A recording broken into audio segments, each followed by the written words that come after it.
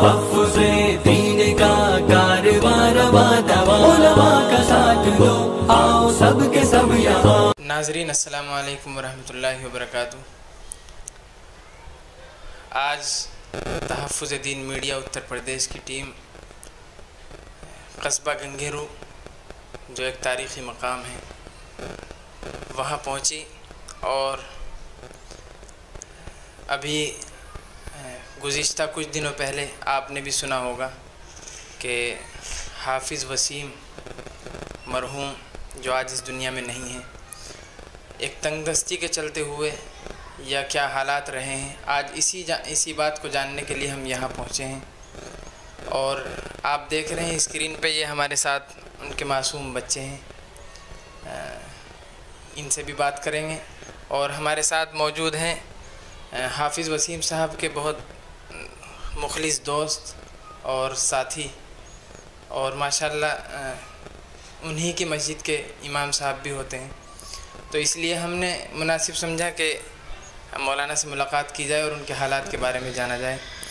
इससे पहले मैं मुख्तसरन ये वाज़ेह कर देना चाहता हूँ कि तहफ़्फ़ुज़ दीन मीडिया एक हिंद का मशहूर और मारूफ़ इदारा है। उसी के तहत एक ट्रस्ट चलता है बैतुल इमदाद के नाम से। तो हमने ये कोशिश की है तमाम ज़िम्मेदारों ने मिलकर कि हाफिज़ वसीम साहब की अहलिया, जो कि बिल्कुल बेसहारा हैं, उनके लिए माहाना वजीफ़े की कोई तरतीब बनाई जाए। और ऐसे जो भी मामलात हैं, जो जितने भी लोग इन हालात में हैं, हमने कोशिश की है कि उन सब हज़रात तक हम पहुँचेंगे इंशाअल्लाह। हमने ये इधर उत्तर प्रदेश में पहली बार इसका आगाज़ किया है। आप दुआ फरमाएं, अल्लाह ताला कामयाबी फरमाए।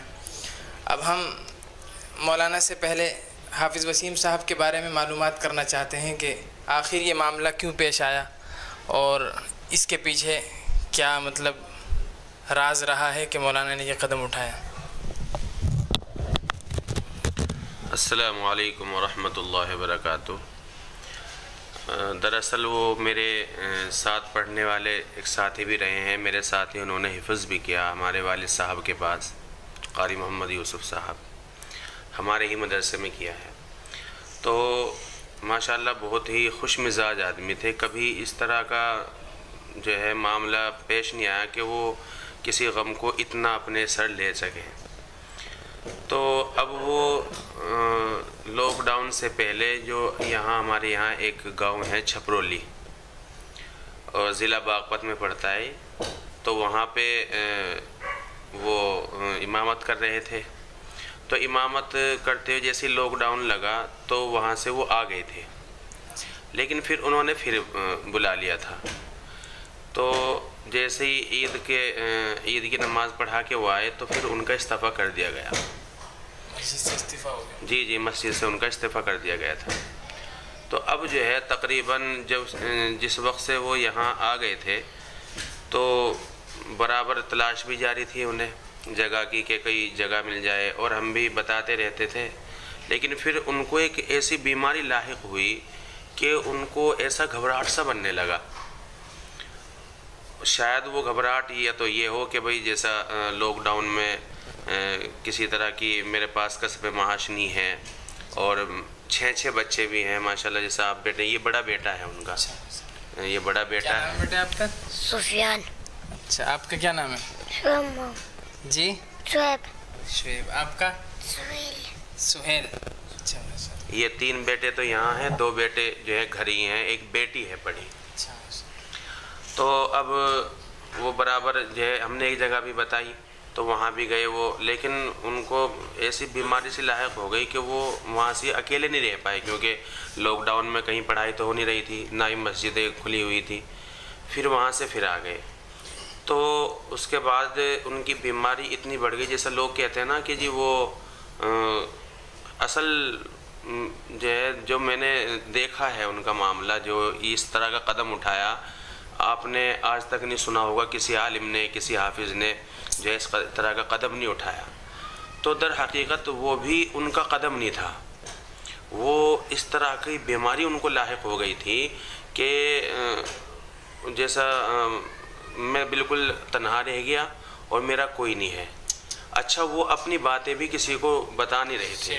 کبھی کبھی میرے پاس آ جاتے تو بس صرف اتنی بات ہوتی تھی کہ جی میری جگہ کے بارے میں بتاؤ، اور میں جو ہے بہت وہ ہوں تو میں بھی کچھ جو ہے امداد کر دیا کرتا تھا.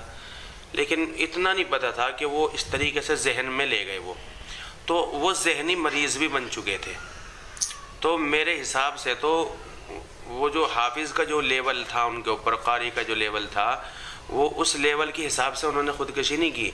وہ اتنے ذہنی مریض ہو گئے تھے کہ وہ تو اللہ کا شکر ہے کہ اس طرح کا ذہنی مریض جو ہوتا ہے وہ بچوں کو بھی جو ہے کر دیتا ہے، مطلب ادھر ادھر جو اس طرح کا مریض ہوتا ہے، کیونکہ وہ سوچتا ہے کہ جب میرا کوئی نہیں ہے تو میرے بچوں کا کون ہوگا میرے بعد.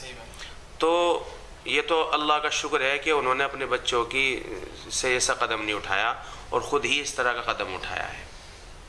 تو بہرحال جو ہے وہ ایک دفعہ بالکل جیسا اس کے وفات سے پہلے ہی آئے تھے، تو ان کا یہ جو بڑا بچہ تھا ان کا پارا لگا تھا، ہمارے پاس پڑتا ہے یہ بھی. تو بیچارے 20 روپے لے کے آئے، حالانکہ ان کے پاس جو ہے اس وقت پیسے بھی نہیں تھے کہ جی یہ میرا بچہ جو ہے پارا لگا ہے اور یہ 20 روپے آپ کے جو ہے اس کے ہیں، میری خوشی سے ہے. لیکن وہ بھی ہم نے جو ہے نہیں لیے. تو اس طرح کے حالات بن چکے تھے ان کے. تو یہ میں سمجھتا ہوں کہ وہ بیماری تھی، ورنہ حافظ عالم قاری اس طرح کا قدم نہیں اٹھاتا کبھی.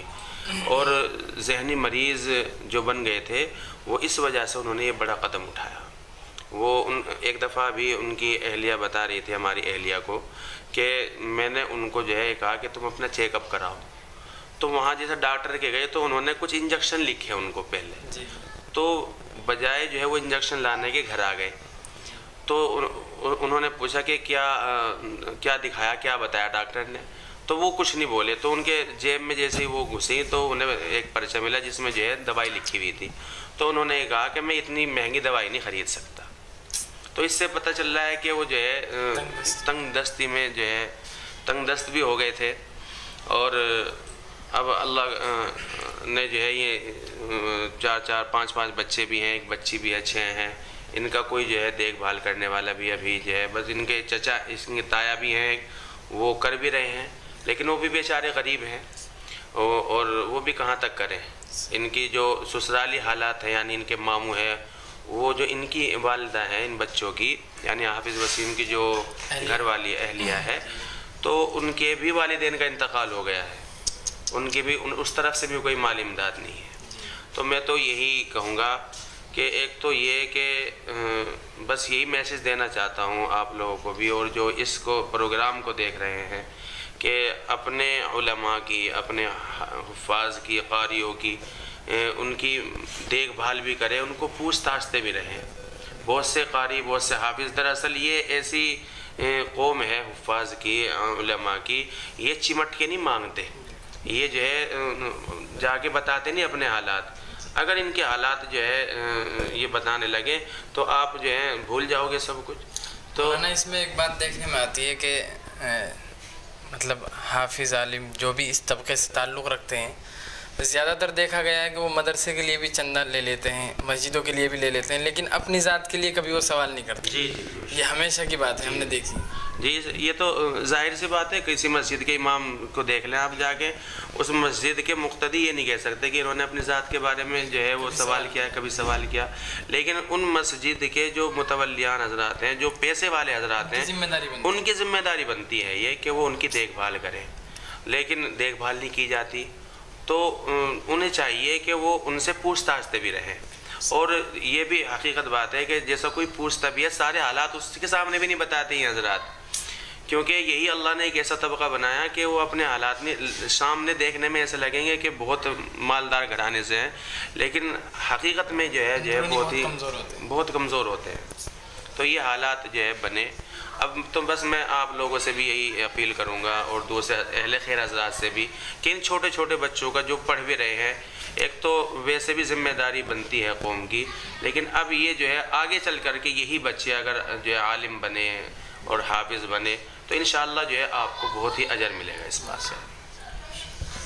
ناظرین، یہ ہمارے ساتھ میں مولانا وسیع اللہ صاحب ہیں جو امام ہوتے ہیں، ماشاءاللہ حافظ وسیم صاحب کی مسجد میں رہتے ہیں. تو ہمیں معلوم یہی ہوا ان سے جان کر کہ حافظ وسیم صاحب کے ساتھ جو یہ معاملہ پیش آیا وہ تنگ دستی بھی تھی لیکن ایک ذہنی معذوری بھی تھی. تو ہم دعا کرتے ہیں. اچھا, پاؤں سے بھی معذور تھے جی. تو ہم دعا کرتے ہیں کہ اللہ تعالیٰ ان کی مغفرت فرمائے, ان کے درجات بلند فرمائے. اور یہ جو معصوم بچے آپ ناظرین دیکھ رہے ہیں, ہمارا فرض بنتا ہے کہ ضرور ہمارے پڑوس میں, ہمارے گاؤں میں بھی ایسے بچے ہوتے ہیں, تو ہمیں ان کا خیال رکھنا چاہیے. اور خصوصاً جو ہمیں نماز پڑھاتے ہیں, ہمارے علماء ہیں, وہ ہمارے سروں کا تاج ہے. ہم اس بات کا خیال رکھیں, اس بات کو ہم کبھی نہ بھولیں, کیونکہ آپ 12 مرتبہ اپنے ائمہ سے, علماء سے سنتے ہیں, کتابوں میں پڑھتے ہیں کہ علماء انبیاء کے وارث ہیں. تو صرف زبان سے کہہ لینے سے وہ حق ادا نہیں ہو جاتا, بلکہ زمینی سطح پہ ہمیں علماء کا ساتھ نبھانا چاہیے اور ان کی ضروریات کا خیال رکھنا چاہیے. تو ناظرین, آج کی ہماری کوشش یہی ہے کہ ہم جس طرح کا حافظ وسیم صاحب کا یہ بے سہارا گھر ہو گیا, ہماری کوشش یہی ہے کہ ہم ان کی اہلیہ کے لیے مستقل ماہانہ وظیفہ ہم انشاءاللہ فی الحال بھی پیش کر کے جائیں گے, اور مستقل اس کا انشاءاللہ ہم بندوبست کریں گے.